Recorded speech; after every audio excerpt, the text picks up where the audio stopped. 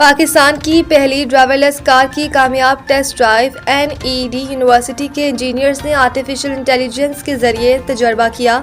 NED university of engineering and technology کے engineers نے artificial intelligence کے ذریعے پاکستان کی پہلی بغیر ڈرائیور کے چلنے والی کار کی ٹیسٹ ڈرائیو کا کامیاب تجربہ کر لیا۔ ٹیسٹ ڈرائیو سے ڈرائیور لیس کار NED کی سڑک پر رواں دواں ہے، جس نے سب کو حیران کر دیا۔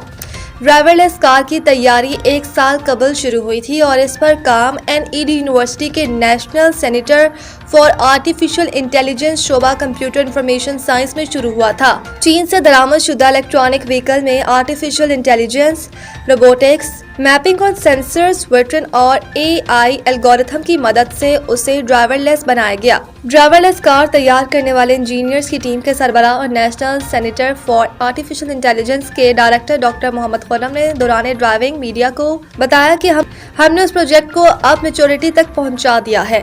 اس وقت ہم کار کے ٹرائلز بھی کر رہے ہیں، روڈ ڈرائیو بھی کر رہے ہیں۔ ہم نے ریڈار ٹیکنالوجی اور کمپیوٹر ویژن کے ساتھ اسے آگے بڑھایا ہے۔ اسٹیئرنگ کنٹرول کے بعد اب ہم نے آبجیکٹ ڈیٹیکشن، لین ریگولیشن، اسپیڈ لمٹ ڈیٹیکشن اور سنگل لائٹ ریکگنیشن پر بھی کام شروع کر دیا ہے، جس سے کار ایک مکمل آٹونومس ڈرائیونگ پر آ جائے گی۔ واضح رہے